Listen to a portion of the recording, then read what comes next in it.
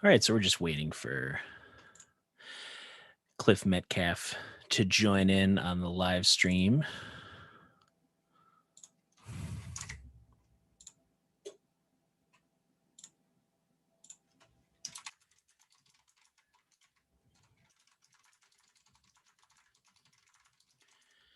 Gonna set this up for patrons right now.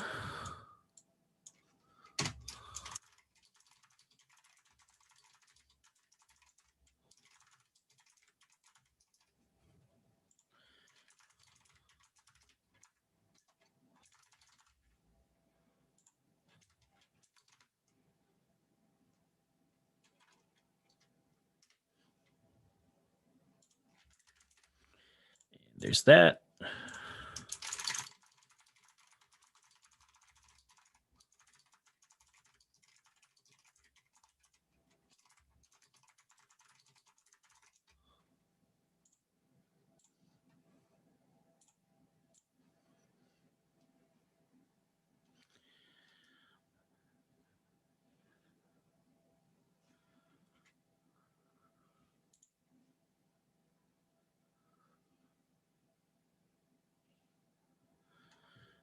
All right. Everything is set up.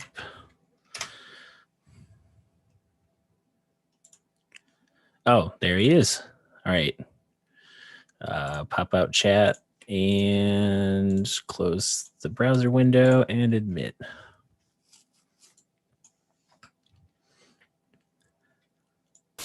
Hey. Hey, how's it going? Hey, man, how are you? There we go. Doing good. All right. Everything configured? Can you see me? Yes, I can see you. I can hear you. Sweet. That's a podcast. We did it. I could see people and hear people. Great. Yeah. How's I don't know, you've been doing some gigs with like Jordan and I don't know, popping up here and there. Yeah, I've been doing a few. Not a ton, of course, no one has, but I got hired as a sub for Jim Alpertson down in Detroit 2 Sundays ago, I think it was, at Cliff Bell's. That was fun. There's Alex Harding, a good Barry player. I don't know if you've heard of him. Yeah, I think I've seen the name. I don't know if I've met him yet or played near him. I don't know. Yeah, he's pretty killing. It was fun. And James Carter came and sat in. You know James? Yeah, yep. He's just like a crazy talented sax player out of Detroit he's famous for all that altissimo stuff, Oh, yep. Yep, but it was fun. They were both on Barry, so it was like a Barry duel. Barry fight to the death. Yeah, it was cool. But that club, you've played there, haven't you? Cliff Bell? No, I haven't played there yet. Oh man, you gotta do it. It's cool because they have a B3, like a real B3. Mm. So you just show up and play. It's pretty sweet. You just do it. Yeah. Doesn't happen very often for B3 players, huh? No, well, that's how I kind of feel at the listening room with the Steinway there. I'm like, oh, I just show up and it sounds great. And it's funny. I've actually never been there. Yeah. It's a good, I mean, I think you bringing in a trio or you with a group, I mean, that's somewhere in the future. I know it's weird to think of that venue because, I had waited so long for it to pop up. I had kept hearing about it through Quinn Matthews when I would like show up for GR Live at the Bob or like, some of these things that I just see on a monthly basis. And then it, the venue opened and I played a show there with Mark Lavengood and Earth Radio. And, the whole time I'm like, this is a great venue. Like it sounds great. It's comfortable. There's like plenty of room for people to feel comfortable, but still fit, 150, 200 people. Yeah. And then, with the shutdown, it was like, okay, how are we gonna like hopefully this stays there? And it looks like they've been able to weather some part of the storm. I know they had to let the sound guy go, but oh man. Yeah, which he was a great, really easy to get along with. He had been with some touring artists and just was like off the road with his wife. But Okay. I think they both moved to like Nashville or something. They just Oh, found another city. They're probably going to jump on another tour with some band or something. sure. Well, that's cool. Yeah, I need to make it down there. I've only heard good things about it. Yeah, and I actually just found out yesterday that I thought my residency was going to be up this Friday and Saturday, but they're going to do dates in May now. So Sweet. I'm looking forward to doing more shows there. Heck yeah. So I haven't been up so much on Facebook, just occasionally. So when you say residency, what have you been doing? It kind of started in February as a, hey, we need piano for Valentine's Day weekend. And I did solo piano. I think Valentine's Day fell on a Sunday, so I did Saturday and Sunday. Nice. And then it was kind of a touch and go, like, oh, should we keep this going? Like the piano is in the Lokes family, like they donated it to the space. So they were kind of excited, like, oh, that's grandma's piano, like getting used for stuff. And probably it was business. So they were like, oh, we're not losing that much money. Like we're just paying for a musician, and that's cool. So then they had me back another week, and then it was, hey, can you do Friday, Saturday? And that was still solo piano. And then after that second week, they were like, yeah, we're thinking about starting trios in March. And I was like, okay. And then I played trios in March, Friday, Saturday, aside from like, I think one date that I had to sub, and continued into April, Friday, Saturday. The last 2 weekends were canceled because there was a COVID case reported in the kitchen at the restaurant. So now they'll start back up this weekend, and yeah, it's just been mainly me, John Muir Cotton, and Madison on certain weekends. That's a good band, man. And then Normal Mode, a trio I have with Ian Thompson and our friend Nathan Coles. Drummer? Yeah, he and I went to Grand Valley together. He has his undergrad in percussion performance. Nice. But he spent years playing kind of a indie math rock band, and then has had this job at Black Swamp Percussion out in Holland. Yeah. For, I don't know, 4 or 5 years, I think. Nice, man. I live right near that place pretty much. Oh, really? Very close. Yeah. Yeah. Yeah. Yeah, I'm sure, they're always open to a tour. It's not it like layout wise, it's not a lot of pieces, but it feels huge because it's just like a drum production and tambourine, and pretty sweet that's in Michigan here. Yeah, their focus is, they like making for sure different kinds of snares. And then they're known for their like orchestral percussion. A lot of people order tambourines, a lot of people order, extra little things that are needed for certain programs. Isn't their logo like a hand or something? Or yeah, it's like I know it's purple. I always miss the design. But I've definitely seen it around. Yeah. Yeah. So they get a lot of like, their videos are like, oh, it's this guy who's auditioning for a symphony, or this guy who's playing a program with, who knows where. Yeah. Nice, man. Yeah. Awesome. Well, cool, man. Shoot. I don't know. I'm always so busy on the weekend. It seems like now I work. I don't know if you know this or not, but I work 9 to 5 these days, and it's like now it's like the only time I have to do anything. It's like. But I'd love to come see you at a listening room.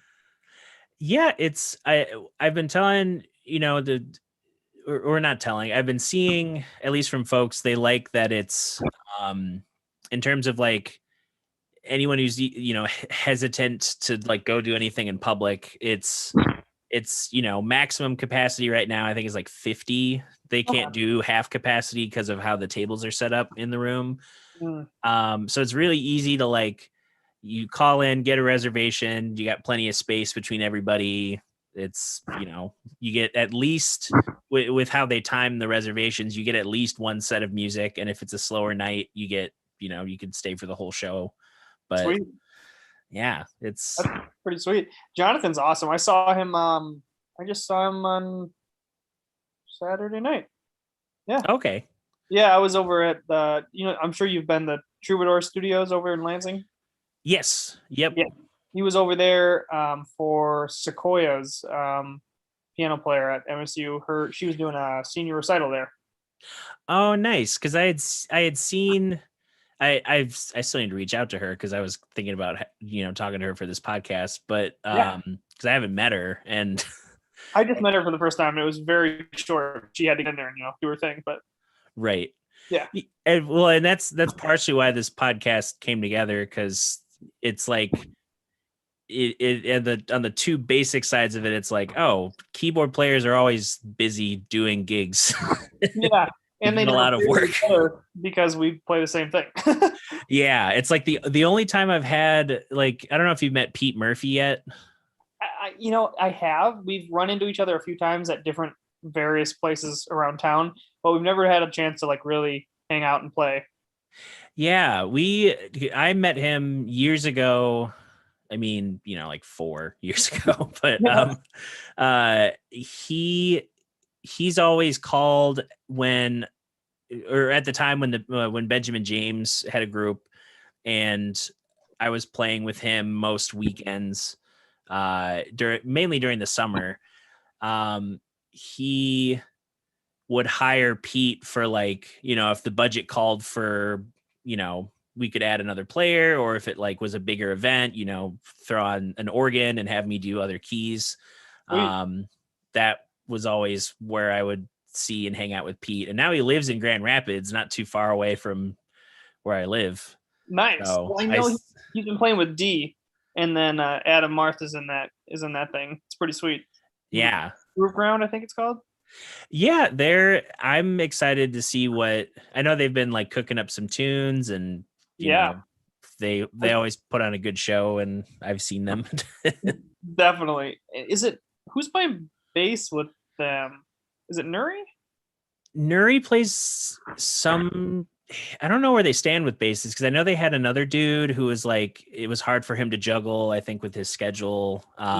He was like, I think, in the church scene, and then Nuri's kind of been the fill-in, especially since he lives with Caleb. It's easy for them to like carpool the stuff and sync up schedules.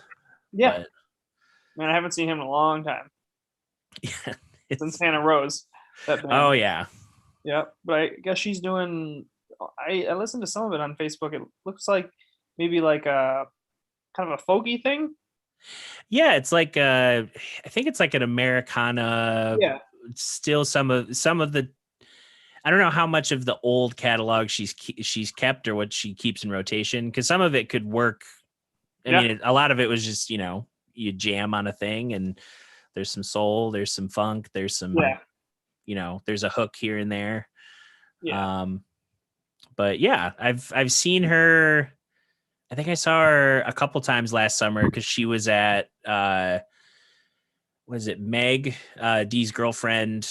Oh yeah, Meg's family. I forget which part of her family owns like some property out in Ada, and they have a big barn that they threw some some shows at. I heard about that. I think that's super cool. Yeah, that. She's always, at least when I played with her, it was kind of a jam band vibe, Mm-hmm. Yeah, I'm sure with you too. yeah, that was where I first, because it was like while I was in my classical undergrad, I'm so used to like, all right, this piece is about 8 minutes long, and I have this many, very metered out like responsibility. Yep. And then with her, we'd play Billy's, and it'd be like 9 to 1. Yeah. And you're good like, luck what happens in between. Yeah, I'm like, okay, I guess I'll just we'll figure it out. But that's when I was playing with Justin Wieringa and Avdek and Mario Copeland. So there's a lot of like stuff to feed off of around, if we were left to our own devices to play for 10 minutes. Definitely. You know Jeff Schaub, don't you? Yeah, I just met him. Maybe I had met him before, but I feel like I just met him last summer. Okay. And he was on a Blue Water Kings gig in Oh, Petoskey. yep. He told me about that. Yep. That's super cool. Jeff is a good friend of mine, and I don't know. I feel like I don't who's gonna listen to this. I don't know. I don't know either. I don't know if it's public yet, but I'll just say it anyway because it's awesome. Jeff Yeah. is forming a kind of a I don't know. I don't want to say jam band necessarily, but that's kind of the vibe. It's gonna be sweet. I'm playing keyboard. He's got a guy from Lansing named Frog who I've yet to meet. Are you familiar with that? Frog. I mean, It's called Frog. that's a like the bass player's nickname is Frog. Guitar player. Did I say? Oh, bass? guitar player. Yeah. No, but it sounds very much like a jam band lore type thing. Yeah, right. I can't. Yeah, it's gonna be fun. We haven't, because of various things, we haven't gotten together yet. But we have one gig coming up. But we're playing some cool shit. We're gonna be doing like a fish tune, and we're gonna do some Colonel Bruce Hampton and the Aquarium Rescue Unit. Have you heard them? I've probably been shown them. I don't. The name is like, it's so specific that I should just know what it is from hearing it. I didn't either, but Jeff turned me onto that stuff. It is so freaking cool, man. I'll send you some stuff. Yeah, I'm understanding where so many people in so many music fans in Michigan, especially all the festival goers, there's a lot of like jam band lore. Definitely. A lot of like even I remember like just working at Founders, Morgan, my boss, would try and go to bat, and Luke, I guess too, they try to go to bat for like really cool picks for Founders Fest. Not that, the lineups that happen aren't cool, but they would toss out like, what about like Thundercat or like Erykah Badu or like Janelle Monáe or like, kind of a curveball in the lineup. And, the many of the higher ups at Founders, they're deadheads, they're diehard, fans of that culture. Yeah. And so as much as, I hear about, the Library of Congress that is Grateful Dead's discography. Yeah. I have to like figure out where that's like, because that's also like with the Gravestones, that was kind of the start, is being in a jam band and just kind of letting loose. And that's where I got better stage chops and just stamina. And yeah, man, for sure. I'm not hip to the jam band thing at all, but just specifically that Colonel Bruce Hampton, his musicians are just insane. They're just ridiculous. They have like a mandolin player on one of the live shows, and the dude can just shred anything, like bebop. It's pretty sweet. Yeah. Yeah, man. Oh my god. And then do you know Jeff Sipe? Have you heard that name? Jeff Sipe. No. He's played with everybody. I could be wrong, but I'm pretty sure he like toured with like John McLaughlin and everybody, but he was in that band originally too. And I met him at Brevard. That's actually where I met Jonathan as well. But he kind of came in and did like a clinic thing, and I was like, oh, he's cool. I don't know who this guy is. Now that I see him in this video, I'm like, holy crap, this dude's got like ridiculous chops. So cool. Yeah. He lives like right in Brevard, North Carolina too. So it was almost just like a spur of the moment thing, I think. The guys were just like, oh yeah, let's have this guy come in and do a clinic. He's ridiculous. And I don't know if the students actually had a grasp of how crazy this dude is, They're just like, who is this guy? Right. Yeah. Man. But yeah, I'm always at least trying to be receptive to jam stuff, because it's so intertwined with so much of American music. Yeah. And I always wonder too with like, it's like, I feel like the difference between like, because I've had jam fans, they're like, oh, jazz is like a form of jamming. And I'm like, yeah, but it, like Yeah. you have to know, like, jam is like show up as you are, whatever you sound like, however you play. Like there seems to be kind of a common ground aspect to jam, whereas jazz is like there's, there are people who don't strictly play bebop or don't even play tonality. Like they just play expressions or like, ideas, or bass riffs, and then there's like, whatever happens on top happens on top. But there's at least that kind of shared history, I would think, shared history and shared like language among jazz musicians. Mm. So that's, It's I don't hard to know. learn. Yeah. Ridiculously hard. Well, and especially with like, jazz people being involved with jam band musicians, then it's, I don't know if I've seen the inverse as much, unless it's Right. like a specific moment of like, oh, we want, we're at the same festival, why not? This is a pretty open tune, or this is a kind of a funky blues, or, but Right. yeah, it's more of like jam is that kind of like, it's the party, everyone's invited, and who knows who could jump on stage, like everyone's got a personality, or like, there's a whole shared culture around a band, or like a Yeah. festival scene, or um so I don't know. So if you did classical, how did you get into jazz then?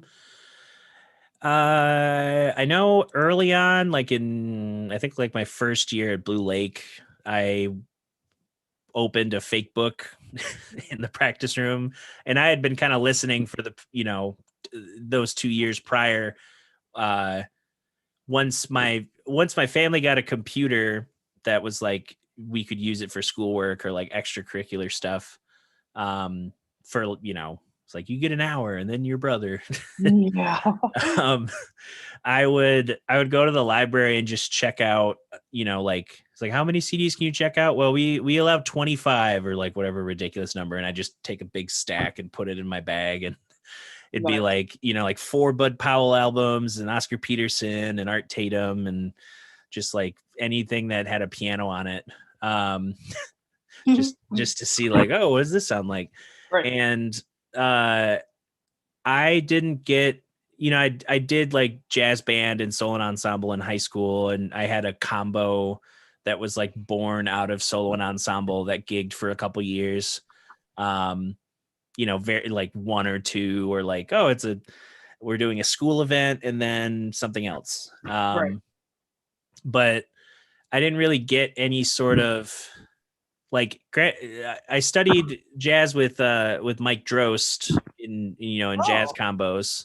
I didn't know that. So I didn't study with him privately, but I did extracurricularly, and also playing a year and a half at the Grand for the house trio. Oh, I didn't know that either. Cool, man.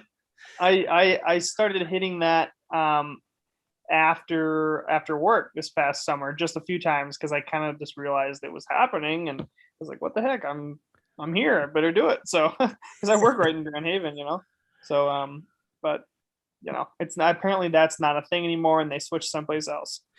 Yeah, I haven't heard an update, and it had been a minute. Like, I think the last time I saw Mike was like maybe 2019 doing something. Okay. But yeah, it's weird because like I'm out, I was out there today, out in Grand Haven today for, stuff at Third Coast, and No kidding. I always think of like, oh, what are they going to do? Where are they going to host that? Yeah. Like, I think Jordan Finn, right? yes. Yep. Yes. So Jordan, I think he told me that it's oh shoot, it's like over near Pronto Pups now, I think. You know where that is? Oh, like by the like there's a building by the hot dog stand, or I think so. I could be wrong, but I think that's what he said. interesting. Because if I remember correctly, the guy who owns the Grand also owns that other building or the other restaurant. Oh, the Kirby? Yeah, maybe that's it. I don't know. It could be. I think that's it though. I know the Kirby's done music, so that would make sense if it was just like shifting one building over. It might be. I don't even know where the Kirby is. I'm not super familiar with downtown. Is that one over kind of near like the Grand River, or is that downtown? It's like if you were at the Grand and you went to the end of the street where it starts to, you can only turn, and it borders the water. That building on the corner is the Kirby. Okay, might not be that one then. Okay. Sure. But anyway, it sounds like it's going to still happen in some form, which is pretty cool. Yeah. I mean, I've always been, it's funny. Like I don't necessarily gravitate towards like the jazz jam aspect of being a jazz person. Yeah. As much. Because I was kind of spoiled with my first taste of that. Yeah. Years ago doing with Brad Fritcher, we would do Wednesdays at the Speakeasy Lounge, and it was a totally like unfiltered, like, we might be in the middle of an improvisation. Brad will quote a tune. I might know it. The bass player might not know it, but we'll still, figure out how to reach that point, how to play those things. We'd rotate, people could just kind of walk up onto the bandstand like, oh, there's Blake Cross before he moved, or like that's where I met Caleb. And Nice. And that was like a fun like social hang, and it felt less, there wasn't the pressure of like, oh, it's all the mentors and I'm gonna suck. And it wasn't just mindless like, well, I know some bar chords and we're gonna like just hit this for 2 hours and just that's it. Like, everyone does that in high school, I guess, but just getting spoiled with like, oh, I have a little bit of creative control on how this happens. I'm not, like, this is my gig, I'm getting paid for it, but it's also like a hang. Because I feel like every time I've gone to a jam, it's like that's when the pianist just takes a break. Oh yeah. And then I'm playing like a set of music. It's like, wait, I just wanted to sit in for like 2 tunes. Right. But, That's so weird because like whenever I'm in the house band and there's a jam, it's like, okay, I guess I don't get to have a break at all. It's like play the whole damn set. Any organ players out there? Nope. Okay. Okay, I'll just keep going. Although, I mean, like, there's always a special time, like when you're randomly playing and Jim Alfredson will be there or something, and then it's fun. But I mean, it's fun either way. But you know what I'm saying? Yeah, like, and maybe it's like, I don't know, it's just a hang up of putting myself out there in certain ways, even though for some reason I'm way more comfortable if I dictate how I put myself out there. If someone else I mean, I guess that makes sense in general. Like if your professor's like, hey, you're going to play in this ensemble this semester, and you're like, I've never thought about that. And then turns out it's great. But yeah. Man, I've been out of college for 1 year, but it seems like I've been out of college for like 15 years. For like 2 decades, like. Yeah, it's so weird, man. I feel old. Mm-hmm. I meet people who are like 28, and I'm like, how are you my age? Like you seem like you haven't had stress ever. Right. That's funny. Yeah. Oh God. People always say to me like I'm 23, but they're always like, oh yeah, you seem like you're about 40. Thanks, I guess. Cool. Yeah, good. Speaking of Mike Gross, though, I just met Mike last year. Oh, nice. Yeah, I think, and he actually helped me set this thing up. He's he's working on he's getting pretty good, I think, at setting up basses, and he's like restoring some old basses. It was pretty cool. I went to his house and checked him out. Wow. Yeah. Yeah, Pretty he's awesome. always been like, because I first met him as a guitarist, and then he would play bass in the combo or in the trio at the Grand, and Mhm. then I subbed once in his wedding band Groove Solution, um, Oh, and it was like, oh, he can also sing, and really? I didn't know that. made all the charts, and He's a talented dude. yeah, he owns a car wash, I think. Like he's just random, like, yeah, I just, I make money working this car wash mainly remote. And I'm like, Yeah. that's a that's like one of those business moves you're like, I never would have thought to like buy a self-serve car wash Right. and like and invest any time or money into it. But I Yeah. guess it's like a consistent like bedrock of like, oh, if I don't have certain things happening, there's still people washing their cars. Yeah. Man, that's crazy. Um, Speaking of bass players, have you played with I think John somebody? He just moved in during the pandemic, and his partner is Uriana. Garcia? Yeah, Kevin Jones just told me about them both. Yeah, dude. I haven't yet to play with him, but she's killing. Like Yeah, awesome. I saw a little clip of like when you were with Jordan and her, Hmm. just playing, and I was like, Yeah. man, like it's great to have a person who just shows up and you're like, you're good. All right, here, Yep. go do things, Yeah, be man. shine brightly. Do you? I don't know how many gigs would you? I mean, how often do you kick bass or with your left hand if you're ever doing a gig like that? Is it pretty much you're regularly playing with a bass player, or do you sometimes block bass? Um, it it kind of varies. I've done like I think back to like I think it was 2017. I had two residencies with Brad.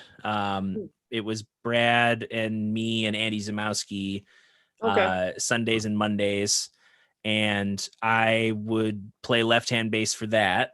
And Yeah, that's that's pretty hard because you're yeah, the only like harmonic thing there. There's because Andy he was playing drums, right? yeah. He was playing drums. That was before he got the show bud and started diving into slide guitar and lap steel and stuff. Yeah. But yeah, it was him and Brad and me. So that really kind of like it sharpened my like ability to move through changes, Oh man. like having to hit all those, leading tones or just, yeah, just being in that bass role. And like, yeah, it was interesting to do that for a summer. And then it made me kind of aware of like what I could leave off Yeah. with when a bass player was there and like really feel that more than I had in years prior. Definitely. Well, I always find like if you're trying to walk bass with the drummer that's not completely 100% rock solid, like it doesn't just cripple your left hand, your right hand. I can't do anything. Like if I have to think about this, I can't do anything here. Right. Like good luck. I'll fake a terrible solo and then hand it to the next guy while I remain thinking about this. Yeah, and well, and with my right hand, it's I'm always trying to improve certain coloring ideas and harmony movement and stuff. But there's a lot of times too where like if I have to think about the left hand, I can you know there's things I can throw to my right hand that in a pinch could be like, oh, it's a flashy riff or something, or like I hold a thing, like just something that I don't have to think about. Yeah. And then it's like, oh, okay, now I get what I have to do with my hand on certain changes. I find like if I try to play piano, I just can't do anything with my left hand at this point. I cannot play chords, which is like the most basic thing for a piano player. I can't do it. I have to think so hard just to make shapes with this hand if I'm not, just tapping bass. So weird. But Yeah. do you use your feet a lot, or is it just mainly hands? I definitely use my left foot a decent amount. My right foot always sits on the volume, the pedal there. Well, right. But That's true. but yeah, like, so if I was in that setting with Brad and Andy, I never know how to say his last name, but Yeah. I'd definitely be using my left foot because that frees me up to make changes with my left hand. So, you know, if you can turn Leslie on, you can change the drawbars, etc. And yeah, yep. So that definitely is a thing. And I do find myself playing in those situations a lot, like with Uriana and Jordan. It's always like, it's very tiring. You do like a 3-hour gig like that.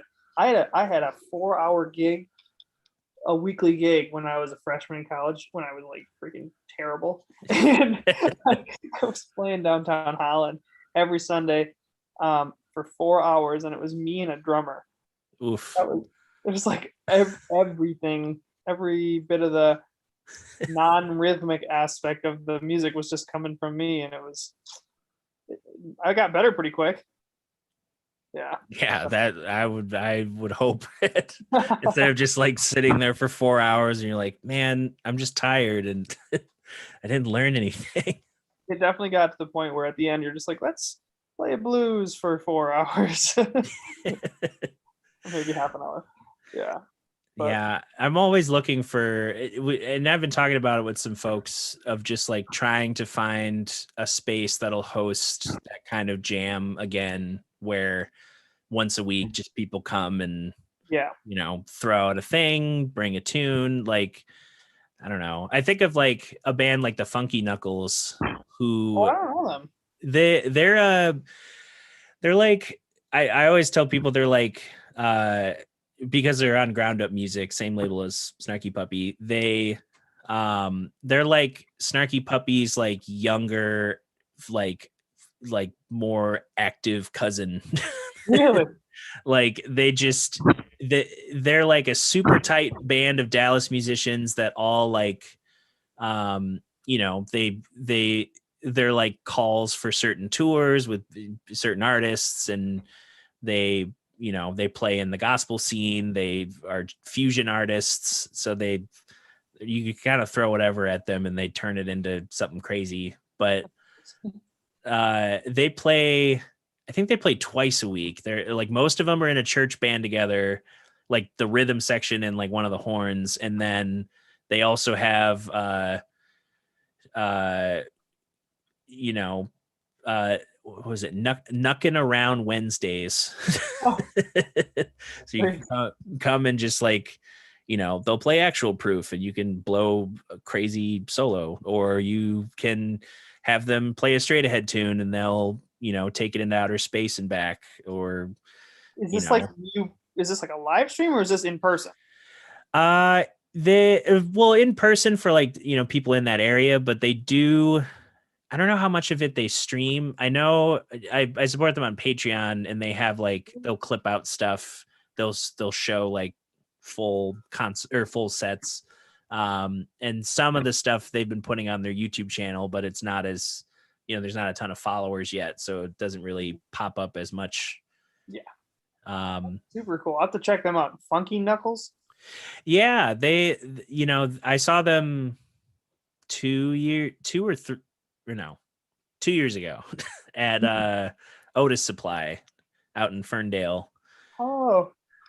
And it was crazy because like you know, there's like 10 people there, and they did this concert that you're just like, there should be 1,000 people here. Yeah, there should be everyone within a square, you know, kilometer, just however far, like just get over here.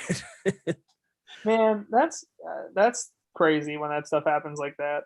There's just like the most killing band, there's no one there. Yeah, and you know, it's like, I don't know if it's like promotion fatigue from a you know, a venue where they put together like, okay, we did all the flyers for this month. We have, you know, like the gridded out calendar flyer where it's like little mini press photos of each band, and we have it all listed, and we put them at bar tables at every service, and we did.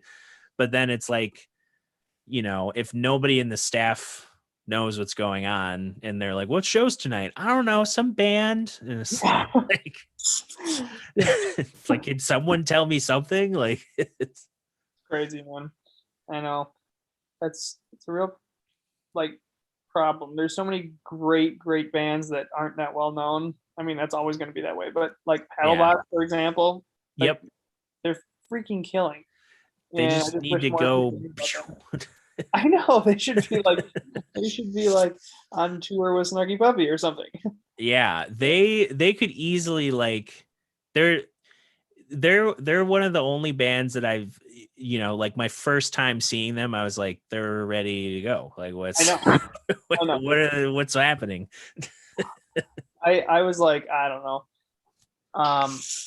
probably like a freshman or sophomore in college, and they asked me to play a gig with them or whatever.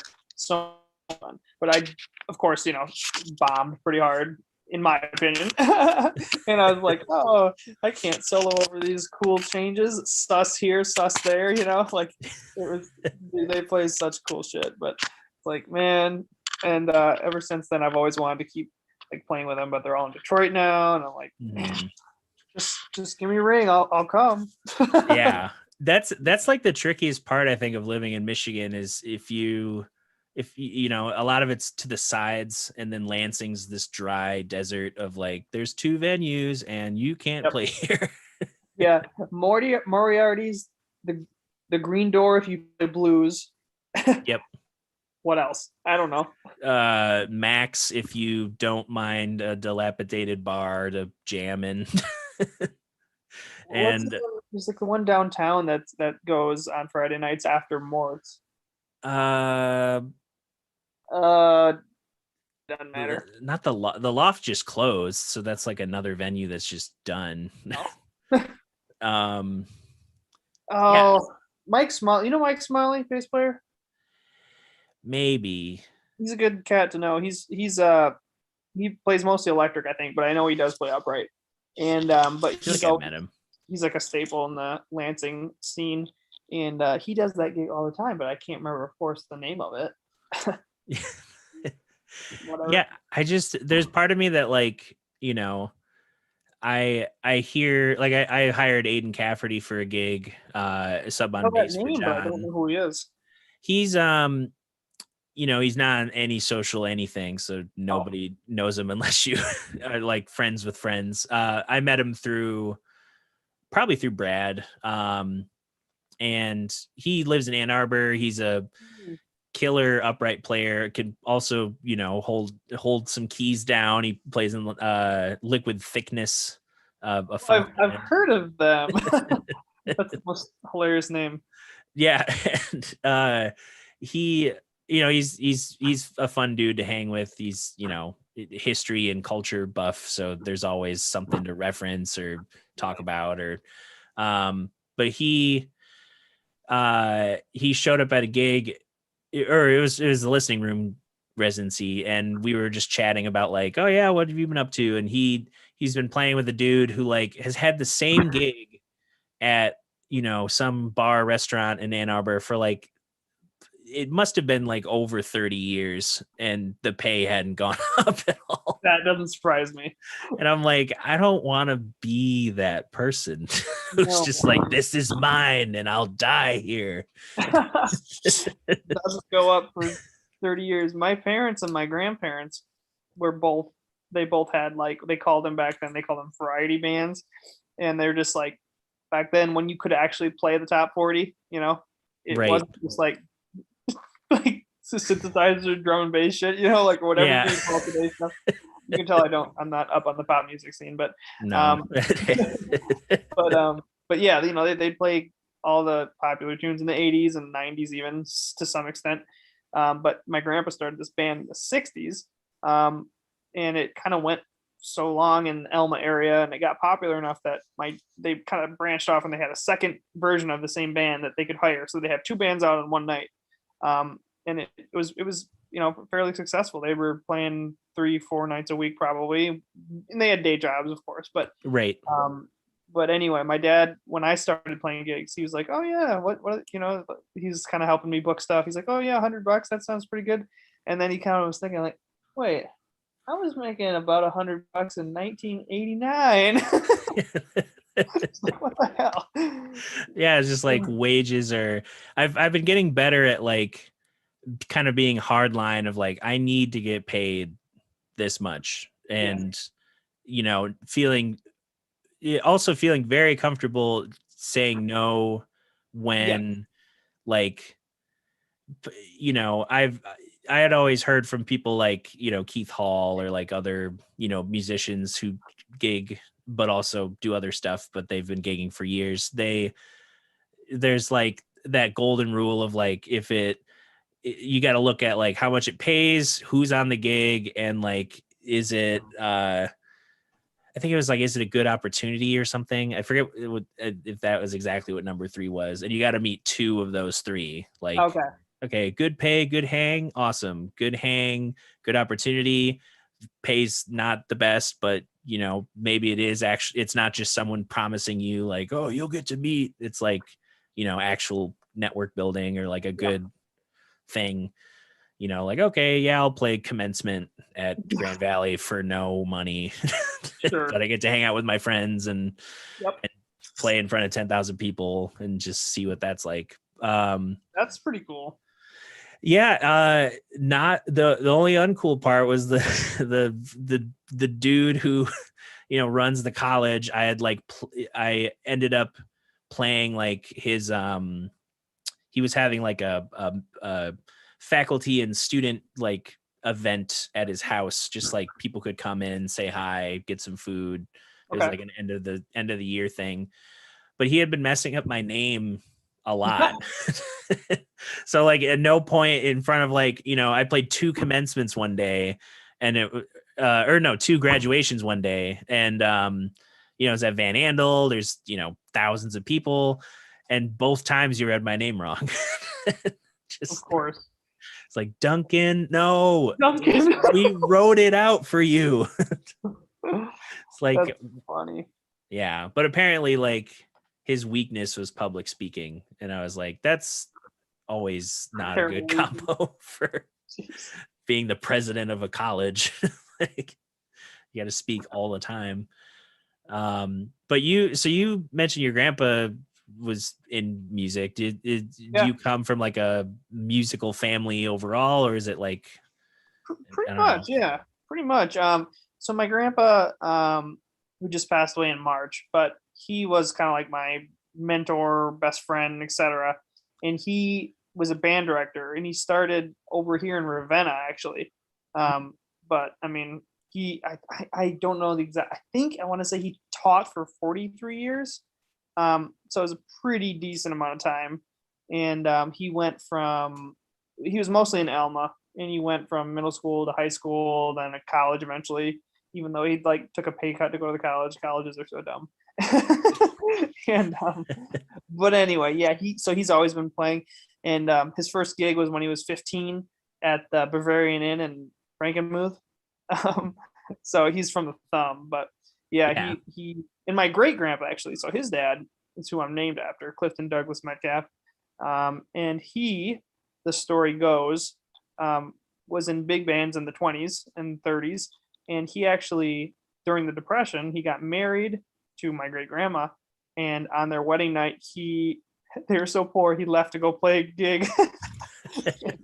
And so he went and played a gig and whatever. So my grandpa basically taught me how to play for the most part. I started on sax and bass, but then my dad as well. He played saxophone, and he still could. He'll do like 2 big band gigs a year, But right. Where do you find a big band gig? That's the problem. but yeah. And then my mom was an elementary music teacher, and she's since retired, but she did that gig. She's a good singer and played piano to some extent, but not gonna go play gigs or anything. But so yeah, long story short, kind of yes. How about you? Yeah, so my first, I'm trying to think of anyone on my mom's side. They're all music fans, but my dad's side is where music, that's the lineage. My grandma I think she's taught piano. She's in her 80s. And so it's been like over 40 years of piano teaching. Wow. And, can still, I think she still plays a little bit, like not, doing pickup gigs, but like she'll play on, recitals for her students or, Nice. and my grandpa, he's a minister, on and off retired. I think he's been retired for a few years, but he's always been there, like, supporting my grandma, but also he'll pick up an instrument here or there, like sing. So he was always invested in, music being a part of the family. And my dad and his three brothers, they all played music. In My dad used music in college towards a different degree, but he played, up through college. He'll do some music related things here and there. He started on violin. Violin was his main instrument, and piano. I grew up with him singing and playing piano a lot. In addition to the violin. And my Florida uncle, he plays in the Naples Philharmonic on oboe. Oh, shoot. So he's got that locked down for however many years he wants to do it. Nice. And his wife, my aunt, she's a choir teacher. Their three kids are all, one did music up through his trumpet undergrad. He placed in the, ITG, the International Trumpet Guild, a couple times for competitions.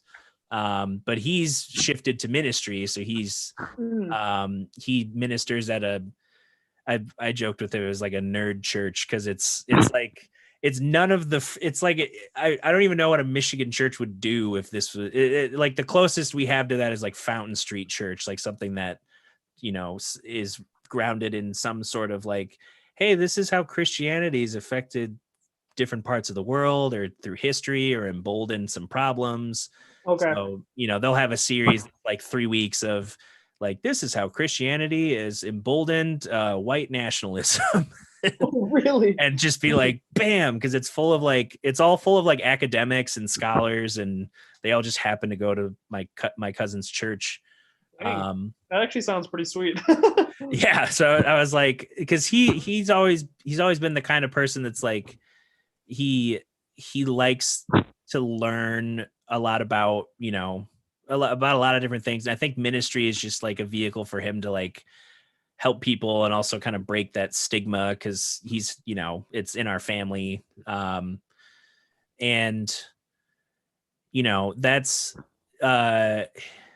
I should probably speed up how many uncles and cousins, because it's like, the one cousin did trumpet, one cousin is in his undergrad for percussion right now, and another, she has her English degree, but she played oboe.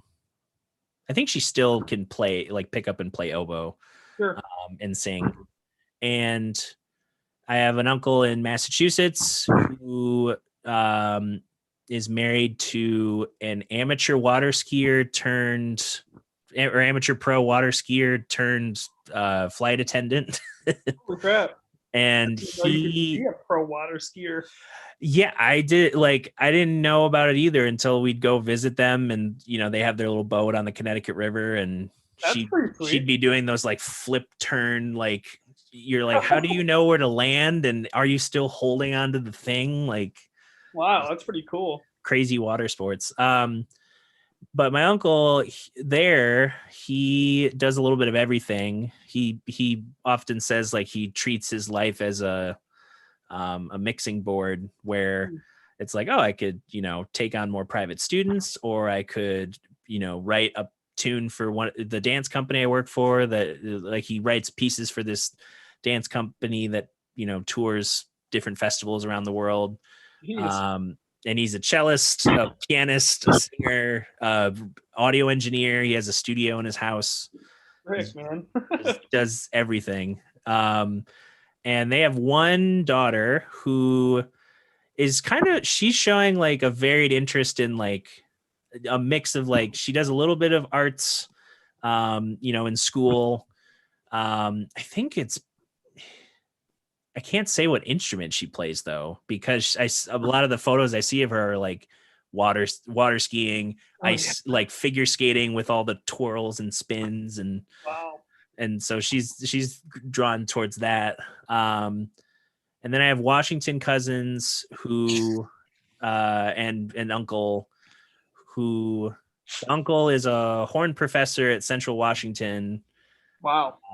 He's married to a piano teacher, and my cousin actually just did a collaborative thing remotely with him for his, he just did his master's recital, in piano, and his younger brother is in school, I think also at Central Washington. I know the one that just finished his master's went to Washington State, but I think he's at Central Washington for percussion. Wow.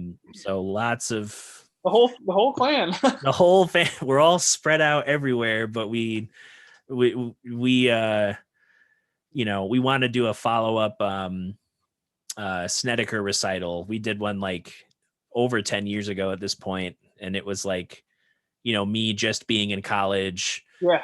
or just starting to think about freshman in college, and then all of my cousins super young. Yep. Now it's like we could just orchestrate a chamber group or something.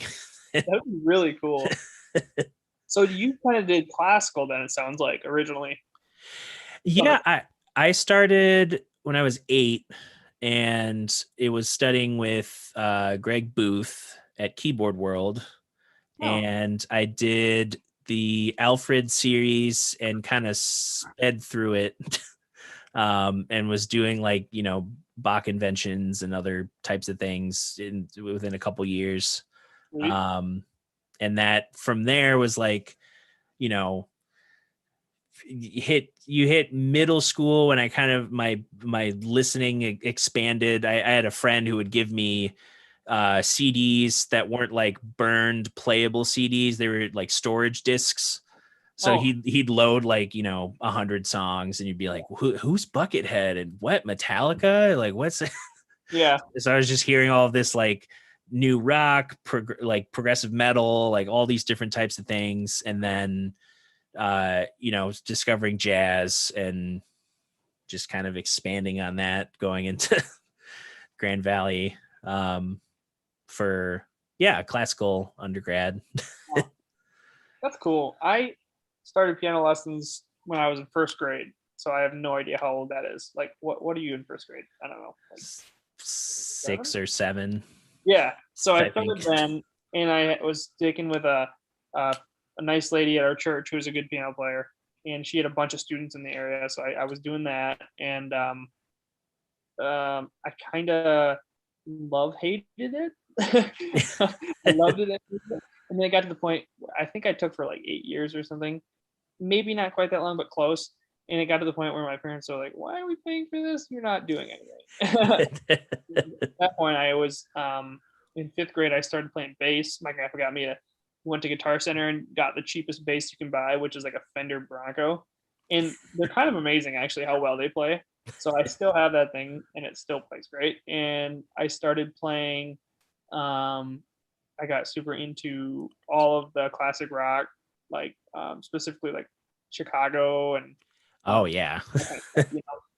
But also other stuff, a little bit of AC/DC, that kind of vein. And then I really liked some of like the Leonard Skinner and that kind of stuff. So it's very different than like classmates, of course, at that time who were listening to like the first like Katy Perry album or whatever. Listening to just whoever was on the radio, but you could put it on your iPod or look it up online or But so then my friends in 5th grade and we had a band that we played for like our little talent show thing, and we were pretty decent, but we played old time rock and roll.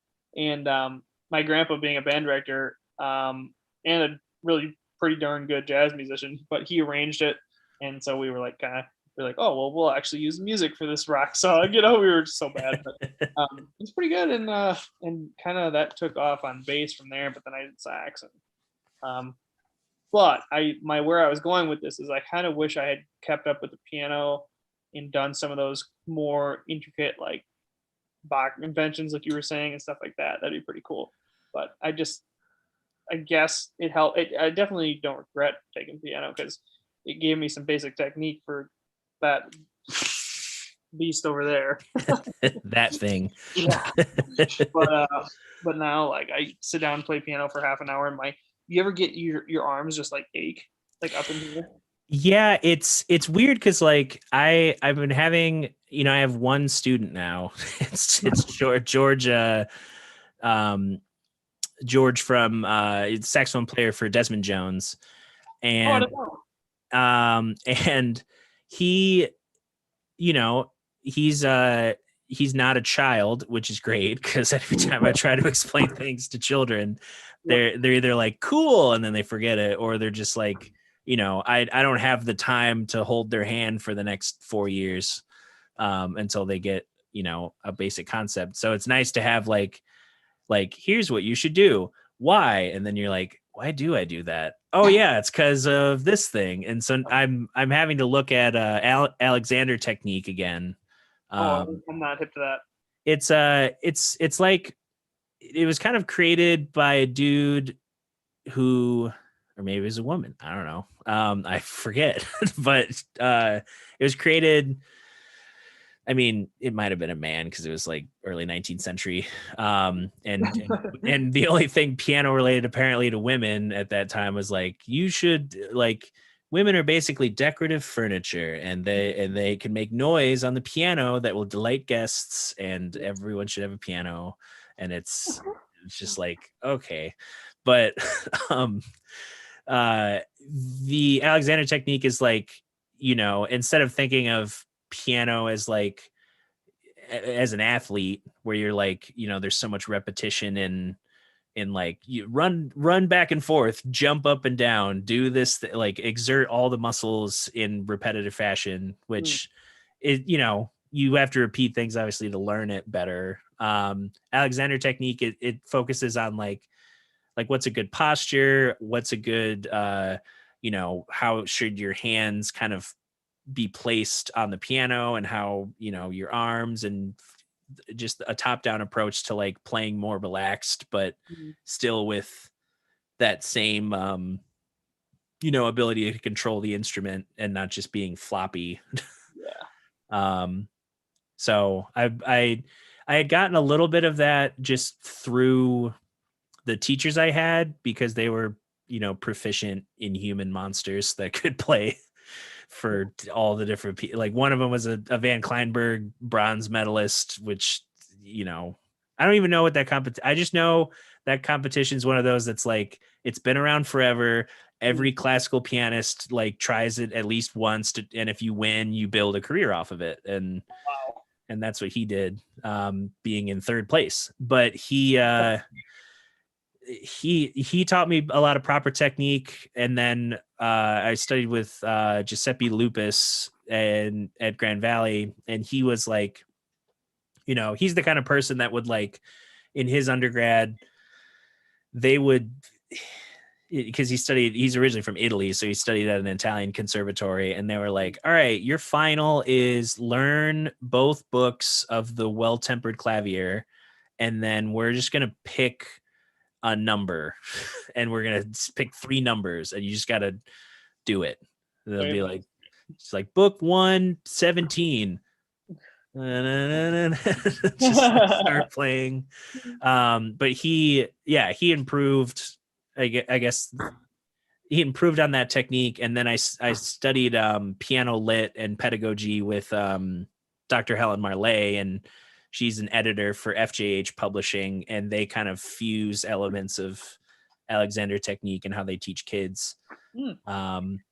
And it's weird because it's like, you'd think more people would just use it, because everyone that I've heard that has like, they grew up learning Alexander technique, they don't really seem to have any issues on the instrument. Interesting. But I get it when it's like super busy, when I'm super busy and stressed, or like I haven't given myself enough rest in between long chunks of playing multiple days. Yeah. I think it's partly because it's super easy to have terrible technique and cheat a lot on the organ. And because there's no weight, at all. Just And yeah, right. I mean, I have terrible technique, and I'd be the first to admit it. I play with these three fingers for the most part on the right hand. Yeah. like these two are just useless. Pinky is okay sometimes, but yeah, I don't know, man. It's that's actually kind of what Don Patterson. You hip to that name? I've heard the name. I don't know regarding what. So Jimmy Smith, of course. Yes. So for reference, Jimmy Smith said Don Patterson was the only organ player he's ever afraid of. Yeah. So I remember right. He was out of Philly or Pittsburgh, and it's stupid that I can't remember that. But he's like one of the first like dudes on organ who kind of didn't just base his stuff in blues. He was like he could shred the shit out of bebop, and he should be more well known, frankly. But Joey D definitely took a lot of his influence from Don Patterson, as did like all modern organ players. But he would play bebop lines, and he would use these three fingers, just everything. Yeah, exactly. It's hilarious. But yeah, Don is just a monster, and he has a bunch of records out you should check out with Sonny Stitt. They did a bunch of stuff together. So. Yeah, that's like, it's funny, like the amount of things that I do to just exist as a, feel like I'm doing like, I'm hitting sort of creative goals, and I'm doing, the thing of being the musician full time. Yeah. There's that part that's like, okay, I also have, that I felt like that was jazz school, which at Western, it was like 2 years of like, yeah, you almost got it. Okay, you got it more, and here's 50 years of music to listen to, and good luck. And I didn't get that at Hope necessarily. I mean, Hope was cool. I liked it, but it wasn't worth the money. And whoever's listening to this, I'm sorry. It wasn't worth the money, and it also fell apart. Of course, you probably heard about that shit. Yeah, the whole like when I saw Jordan working there, I'm like, okay, is he just coming to work just like, all right, here we go. Like, I don't know who's gonna try and take away the department. Like, pretty much, man. And he's still fighting every day for that shit. I really liked Brian Coyle. He was there originally, and that's kind of part of the reason I went there, because he was like, hey, come to Hope. And it was all gonna be cool. But and then on some level, I'm pretty happy I'm not happy it fell apart, but I was like, okay, I better whip out a business degree in a year and a half. And I did that. So now I have a piece of paper that's more meaningful, I feel like, than a jazz degree from Hope, Yeah. and I'm working full time now at State Farm and making a living during the pandemic. So I feel pretty fortunate for that. Mm-hmm. But I mean, I know probably better than I do. A lot of your musician friends specifically are having a rough time, at least in the last year. Yeah, especially like unemployment. God. Yeah, like I don't even know if I know there's like another round, and I'm like, can I even collect on that? Like the problem I have is like I get all the gigs for the residency. I mean, good problem to have, work, but like getting paid as one big check out to me. So it's like, okay, to someone who glances at my account, they're like, oh, he made like just off of this one employer or contractor $4,000 a month. And like, right. That wasn't all me. Yeah. But then it's also like, hey, I'm not like, that's still not, like, it's like, I don't know. If I was making $4,000 a month, that'd be sweet. I could do so much more, but, well, you're paying the guys with that too, right? Yeah, it's split 3 ways. We get tips, so it's about, it rounds out to I'd say about it averages between like 120 and 200 for a weekend in tips, which is nice. That's great. And yeah, so it's like I will have to send a bunch of, what is it, W-9s or I-9s or whatever, 1099s, I don't know, whatever form I throw at I just actually got I got a response from someone. I don't know if you know Adam Maynarding at all. Maynarding. Wait, maybe. What's he? Does he play an instrument? He's I think he lives in Lansing and he's a bass player. I feel like I might on Facebook, possibly. He's mainly like, I know he's working on some like personal project things, but he's mainly, plays with Blue Water Kings. Okay, let me see if I can find him here. But he hooked me up with someone who was way more responsive than the last tax person I tried to like call, and it was just like they must be swamped, and the only way you could do, yep, that's him. Yes. Yeah, and there's me again in the reflection. You know what's so funny? I freaked out because I saw your face there, and then with the microphone, you looked so similar to Joey DeFrancesco. It freaked me out. Yeah, just his spirit just popping in. Yeah. That'd be a fun goal for the podcast, is just to get to the point where I can, ask a keyboard player like him, or just be like, can you just say words and then teach me things about your life and how all of it, how. No kidding, man. Joey D toured with Miles Davis when he was really young. Oh yeah, someone did tell me that. It might have been at Western, but yeah, I forgot about that though. Yeah, that dude has so many crazy things that I just found out. Like, it just shocked me. Like, he's like really, really almost like best friends with Christian McBride because they were in the same school together through high school. Whoa. Like, weird, man. Yeah, and and like how good he is at saxophone. Yeah, well, have you heard him on trumpet? Oh yeah, he does play. Of course, he plays trumpet. What a trumpet, He has one of Miles Davis's trumpets that Miles gave him. Whoa, pretty sweet. Yeah, I'd definitely learn trumpet if he gave me a trumpet. Yeah, it's like, okay, I have to learn trumpet now.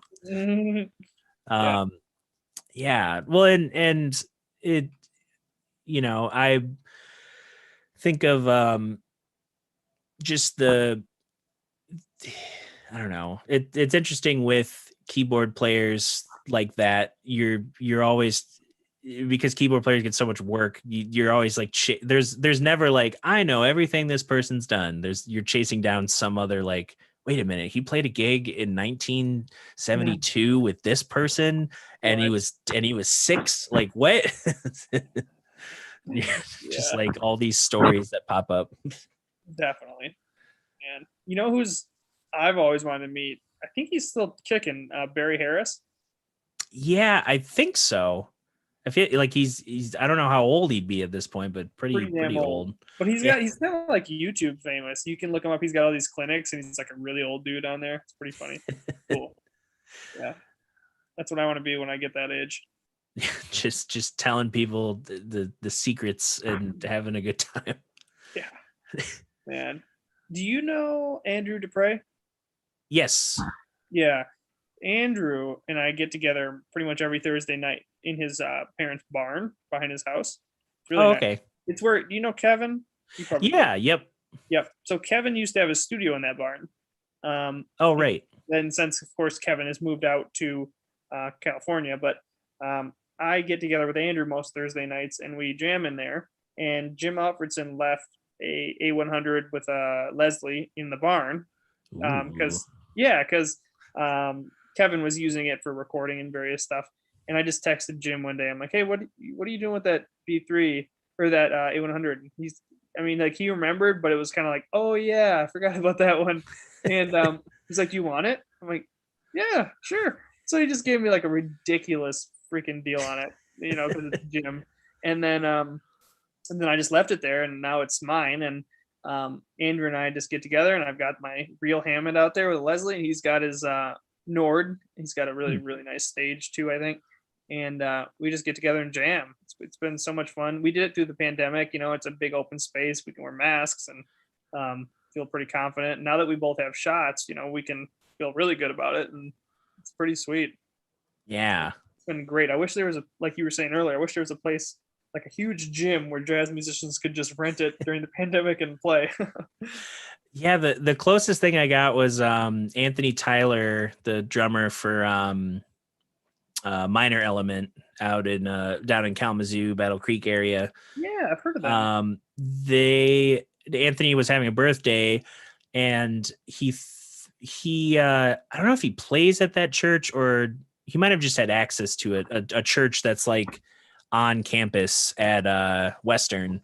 Okay. And we just set up in a big circle.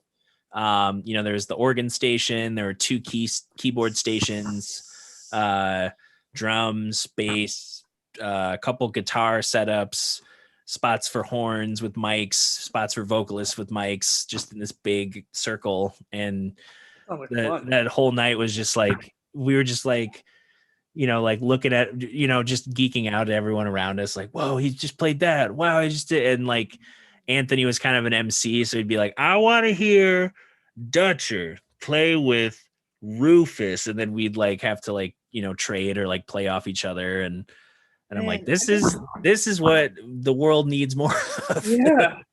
Like just Rufus Ferguson. Mm-hmm. I've heard he's a bad dude, like really good. He's because I joke about the people I met in Kalamazoo. Like I joked that Rufus was the king of Kalamazoo because he has a bunch of education gigs. He has a job with the symphony. He can play really well on organ, piano, whatever. He's got classical background, he's got jazz training, he's got gospel background. Like he just anything, just bam. And I think he's done some touring. I don't know. Like I had him on the podcast, and I feel like there's still so much that I don't really know about him because I need to meet him. I've never met this dude. Yeah, he says he's kind of in between. Like him and his wife moved out to Detroit, I think, for her work. Really? And he's kind of one foot in Kalamazoo, still doing some things that he's employed to do, and then one foot in Detroit where he can like start kind of building his rapport there. He'll get some gigs there. Mm-hmm. That's sweet. Wow. Yep. Great player. I'm probably going to call him to sub at some point. Yeah. But you should, shit, man. Andrew DePree in the past year after being at MSU, that dude is getting dangerous. You should keep him on your radar too. Yeah, I definitely keep him as a call for subs because I know, like, Reed too. That's the cool shit. Mm-hmm. That's where you get bumped up a level. If you can, like, if you're comfortable reading, then it's like, oh, okay, I can send you into, I don't know what it's gonna be, and you'll be fine. My chops in reading are just terrible. They always have been, and I can read chord charts like crazy all day, every day. But as soon as I get in, notes like where you got multiple notes on a staff, like a piano score, like Yeah, it that was one thing that, being a classical undergrad, the reading that I had to do like just made me a stronger human being. I feel like so much more, especially like accompanying a lot of saxophones, where like some people who were writing these like accompaniments or like orchestral reductions of more modern tunes are like, I think of like the Creston concerto. I think his name's Paul Creston. He writes a lot of saxophone music and other stuff, but a lot of people compete with his sonata and concerto, and the concerto has like, for the pianist, whatever key they decided to put it in, it was never like they made everything seem way harder. Like there was no, probably there wasn't a key, and that's probably why there was the problem. But they would have like, instead of a C major chord, like, oh, C, E, G, let's get right there. You know what it looks like, seen it a million times. They'd put like, like B sharp major. So you'd have like B sharp, D double sharp, F double sharp. You just have to like think twice on each chord just to get it to the easy thing, Yeah, it was for like someone's senior recital, so I was just like, oh, this is I have to learn how this thing goes. But I got better, and there's many hours.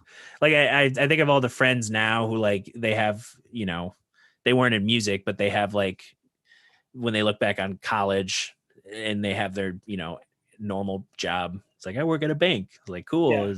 Is there money there? Like, I don't what do you do you handle people's transactions like, I don't know, like you might have an interesting, like, this guy on his profile says he likes bats, and it's like, that's cool. I don't work at a bank, so I can only go so far. And I'm bad with money, but hey, at least I don't make enough of it. No, that's I'm bad with money, but I don't make enough to dig myself too bad of a hole. Yeah, I don't. Yeah, there's definitely, you could be worse, but I talked to some of those friends who they reflect on college, and like, there's obviously they studied long for tests, or they have, some of those shared experiences. And then they talk about like, oh, this crazy party, I went to this thing and this happened and it was insane. And I'm like, I was mainly in a practice room for 4 years. For real, dude. That's like a totally same thing here. Like, I mean, I was in a small school, but it was like, my plan was like, all right, I'm going to be a senior in 2020. Gonna like the last semester, I'm just going to hit up all these parties. Now I'm 21. I can not worry about getting busted or whatever. And then the pandemic hit. I never went to a single fucking party in college. Whatever, Yeah. A few hangovers. Right. Yeah, I did. What? And I remember my 21st birthday was at the Grand during the residency, or I guess weekly jam. But I just remember like I drank, I think it was does New Holland have a pale ale called Full Circle? I can't remember if that's them. Yeah. Yeah, that was, I remember it was, I remember it was a Full Circle pale ale, because I was just like, I don't know, like what will happen? Was this, am I a lightweight and I'm just going to fall to pieces? Like, I don't know what's gonna, and I drank that one beer and like had, like 8 glasses of water and a bunch of food, and just like, I don't want to. And then, I spent the next 5-6 years being like, oh, this isn't, I can drink more. And now I'm just like, I don't want alcohol anymore. Yeah, I've never been a huge drinker either, honestly. I mean, I suppose I am a lightweight. I drink 4 beers and I'm pretty well set, like on my butt. Yeah, just I'm done. I don't need it. Well, and there's footage. I think Ian Thompson might still have it, but he said it was on an old phone. And I'm like, someone still has it. But there was footage of probably the last time I was so like, I had gotten too drunk for a Sunday because I was working for a high school at the time, and I was like, I had to get up. Yeah, I that next day was awful. Especially because I'd get to the end of the school day and it was like, okay, 2 p.m. I can go home, just sit in darkness, not have any light, just try and sleep. And then, we're getting close to the end of the day. It's like, don't forget, we're meeting after school for the spring concert rehearsals. And I'm like, oh, that's this week. No. I'm going to be here till 7. No. It's like a 12-hour day hungover with a bunch of kids. And Dutcher never drank again. Yeah, and I didn't drink at that level. That was all sorts of crazy. I mean, I still drank a lot with like, I think like the Benjamin James band, because we'd have like 4-day stretches and just playing in different spots that were all comped. But And being in a band with Joe Vasquez, who can like, he'll turn up something that's already to a 10 to like a 30. Oh, is he a bass player? Yeah, really good bass player. Lives out in Seattle now, I think. Was he from MSU maybe? Mm-hmm. Or yeah, man, I don't know how I know him, but I know him sort of. Yeah. He would be like, if he were still here, I'd just be calling him for like most jazz related things, just because he can like, I always appreciate someone who can like, you know, he can just throw down hard swing on an upright and then also just pummel you with electric bass chops. And it's like, okay, I can pick a really cool program now. Yeah. And just like that's partly why I hired John for these residency things, because he also has a great electric feel. He's awesome. What? So real quick, and we've been talking for like an hour and a half, but okay, yeah. I mean, I'm cool if you are, but yeah. What's your current keyboard setup? What are you using? Yeah, so it's definitely an amalgamation of different pieces, all kind of chained together, serving different functions. Because I started my keyboard journey started with, I had taken lessons on an upright piano at my house, and then when I was in ninth grade, my parents and grandparents kind of chipped in on a birthday gift and got me a Yamaha CP33 because it was fully weighted keys. Is and that electric grand? Yeah, it's full size electric.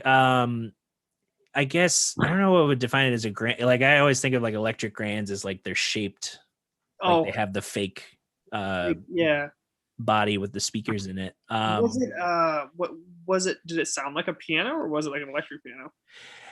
It sounded close to I could get by with it. The way that it's kind of EQ'd, it's it either gets too low end heavy.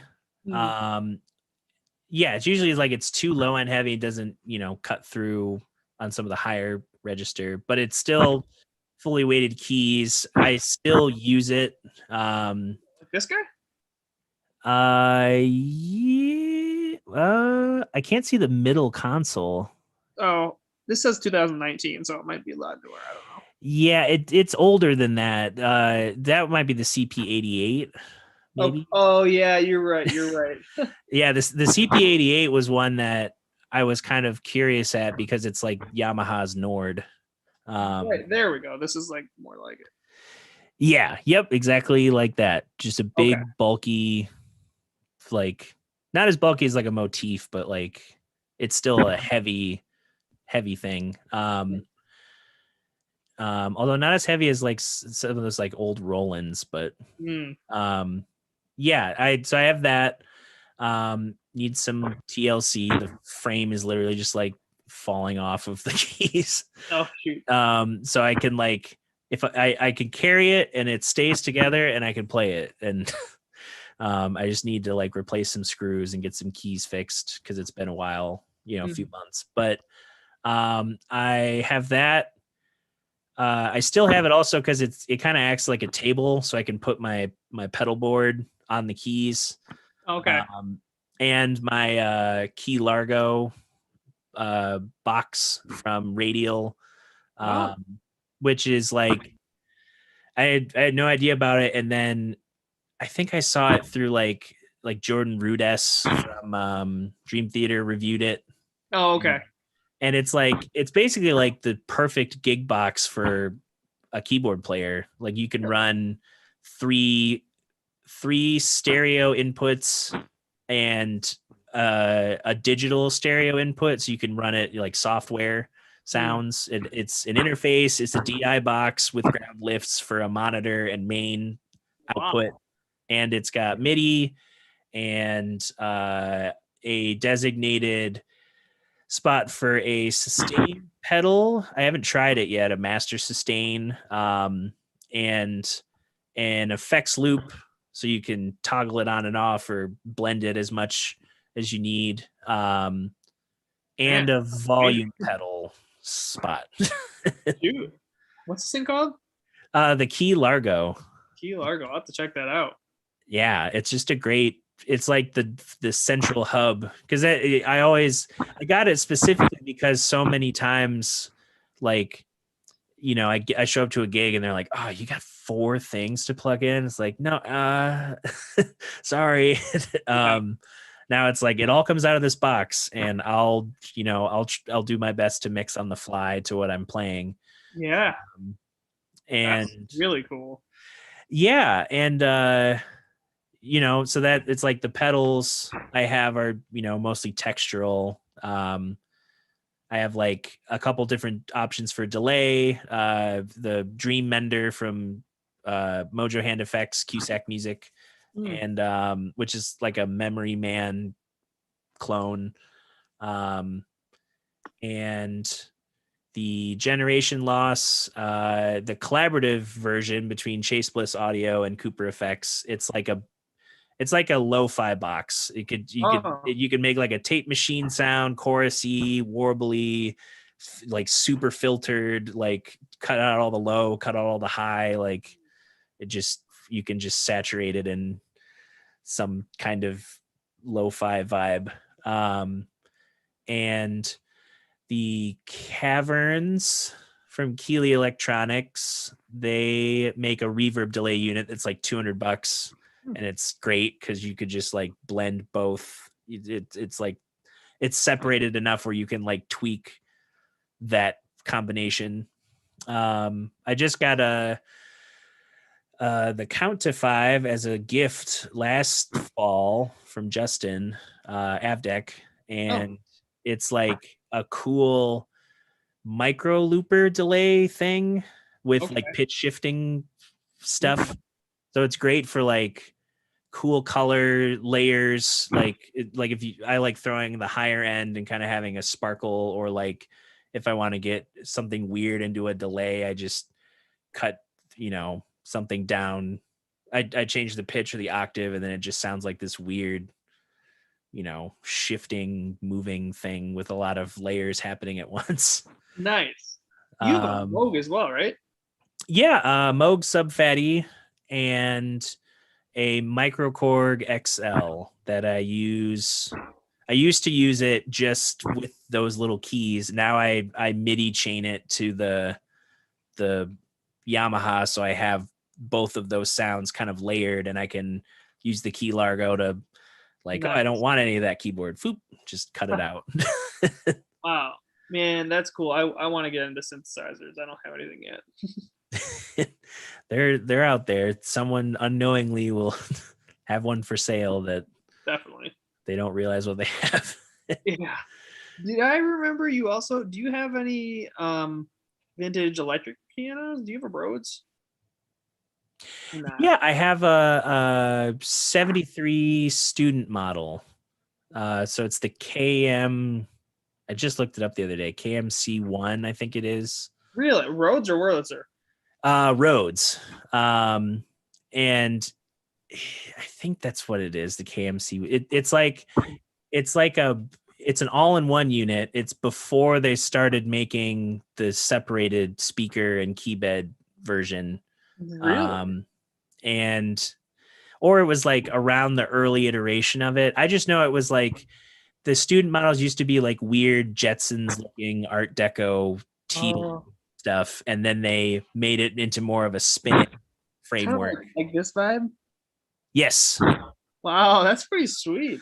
Yeah. So it's got like interesting like tidbits about it. Like there's no tremolo, but there's like that little box that has like a metronome and some multiple headphone outs, and okay. So it could be an interesting like recording tool to have like 2 outputs for like, I'm going to run one affected and one unaffected. I'm going to run one to 1 amp and one to a Leslie. Like that's super cool. I was trying to find a picture. I have a Rhodes as well. But I have the 73 suitcase. I don't know the exact. It's got the It's got like the 2 sliders for treble and bass, as well as the tremolo.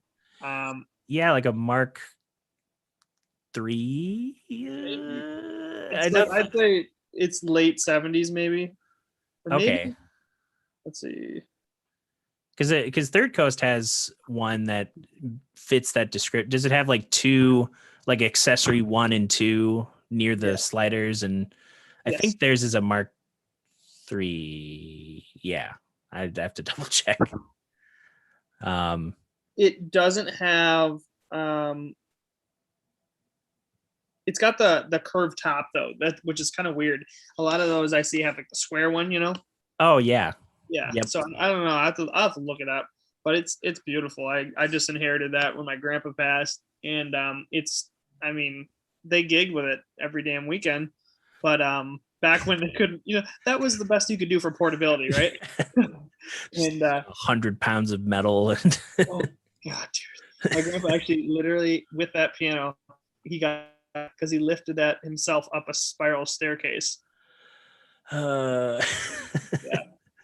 I just see those old gigging photos of like, the crew of people like setting up something on the stairs so they could slide an organ up to like the 4th floor. Yeah. Like, nope. There was this who was telling the story? I think it might have even been Dr. Lonnie Smith, or no, maybe it's Papa DiFrancesco, Joey's dad. But I think it was him, and he was telling this story about getting a B3 up to like in one of those really narrow clubs in New York. Like, you have a staircase that would go way up to the top, and the club was upstairs apparently, and the staircase was just wide enough to fit the organ, and it had kind of like lights on the side, I guess, the way he described it. Excuse me. And they were getting it up there, carrying it, and the guy on top said, "I can't hold it anymore. Get out of the way." So he was underneath, so he ran down the stairs, and they let the damn thing go, and it slid down and took out every light fixture on the way, just down, and crashed out into the street. And then they got another guy, carried it up there and turned it on, and it worked. Wow. Durable. That's like I've been seeing this Instagram commercial for like a gig ready guitar case or something, and the way that they advertise it is that they put an acoustic guitar in the case, and they like throw it to one guy, he drops it, they throw it to another guy, he drops it, they slide it on the gravel, it gets run over repeatedly by like cars, like clearly they're like, all right, you go, and there's like truck pushes it out to the side, another, and then the guy walks out, opens the case, and just plays the guitar. It's tune. That's pretty crazy. I'm like, all right, I'll do you have make that for pianos? Like, yeah, make my keyboard weigh, another 50 pounds, but well, watch out, West Michigan, because my brother just got a van, and we might be able to haul a real Hammond now. I might be showing up for some gigs with the real deal. With the real equipment. Might be. It's a sweet van. My brother got this from his boss, who used it for a catering company. So it was used around short trips around town, but the 2002 Dodge Ram 2500, so it's pretty beefy. And she gave it to him for free. It's like crazy. And like, here you go. yeah, it's got 70,000 miles on it. It's like, wow. And that's like, it's perfect for like, being able to do those types of like, oh yeah, I'll bring the real equipment. I have this big car now.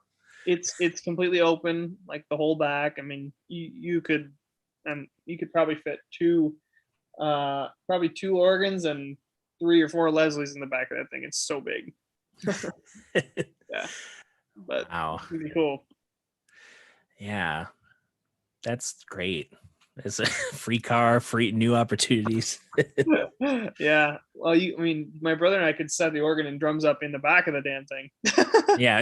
You could just make a pop-up. I don't know, venue. I guess jam in the van with some cameras. Yes, somebody's done that. I know they have. Yeah, there's a motorhome or something. Yeah, I've seen like, like Butcher Brown's done a set and some other Yes. I think the Rainbow Seekers did one That's a pretty couple sweet. years ago. Good idea.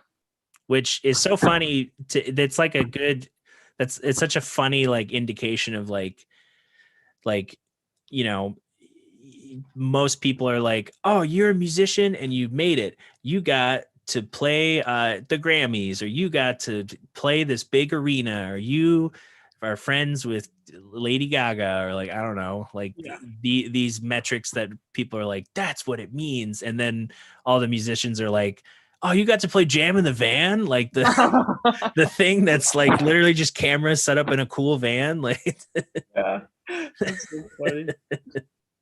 Yeah, yeah, that's not how it is though. That's how, it's definitely how it is. Yeah, but yeah, well, this has been fun. I enjoyed chatting. Almost 2 hours of fun. Wow. Yeah, 2 hours of fun. Luckily for this podcast, it's bi-weekly, so you can split it up. Less than 2, but yeah. Cool. Yeah. I don't know if you have anywhere people could find a website, Facebook. I don't know.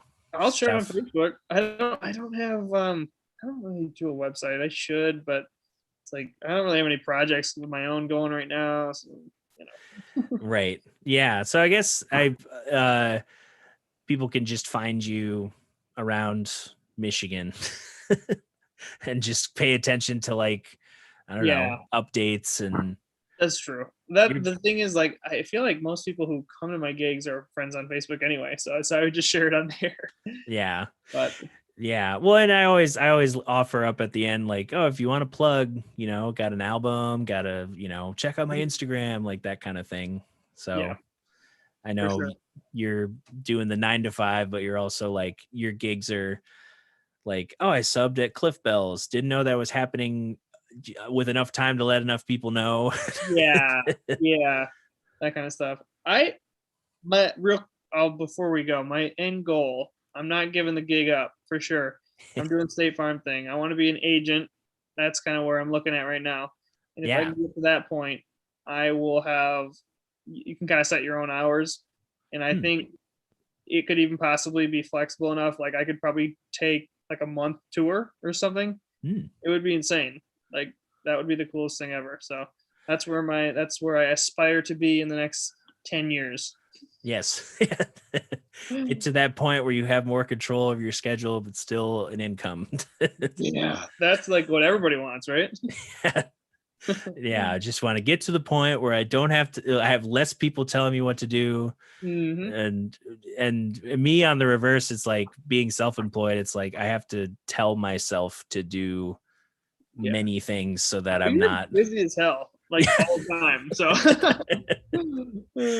no loss for work there, but we'll have to, I don't know, chat again. Hopefully once I just got vaccinated too. So I'm ready to like, like pop into somewhere and be like, hey, there's people. Yeah. I know, man. Me too. I'm so ready. I haven't really gone many places yet, but it's good to just be able to go home, not have to worry about killing your grandma, etc. Yeah, that's been because I was glad when my parent, like, they got vaccinated earlier. So I was glad, like, them. My dad was actually pretty much mostly remote, being a college professor, but my mom, she would have to interact with, a few people here, and certain coworkers, she works at Whiskers. It's a pet hotel and spa. So you can leave your pet for the weekend, or you can get your dog groomed or something. Is that in VR? Yeah, it's close to the Beltline. 29th in the Beltline, I think it's close to, but yeah. So I was glad when it's like, okay, they weren't seeing a ton of people, but they're all set. Yep. They don't need to worry. That's awesome. But cool, man. Well, thanks so much for having me. It's been a great time. It's always fun to talk, and I mean, for real, we should do it more in person. Yes, definitely. Cool. Awesome. Right. Well, you have a good night, sir, and we'll talk soon. Yeah. See ya. Okay. See you, Dutcher. Bye. Bye. All right. So that was Clif Metcalf. His episode's going to come out this Saturday, so keep an eye out for that. I'm probably going to edit that tomorrow and get it up as soon as I can. But yeah, let me know if you're watching what you liked about these kind of conversations, what you wish there was. I don't know if there's anything different. I enjoy these conversations, and hopefully you do too. But thanks for tuning in or checking out the archive if you're, an early patron. And yeah, we'll catch you next time. For those of you who are watching this now, you can catch me tomorrow at 5:30. I'll be chatting with Nathan Coles over on the podcast. He plays with me in normal mode. He's the drummer I mentioned earlier in the podcast who works at Black Swamp Percussion that went to Grand Valley with me. So I'm looking forward to chatting with him because we chatted up a lot. And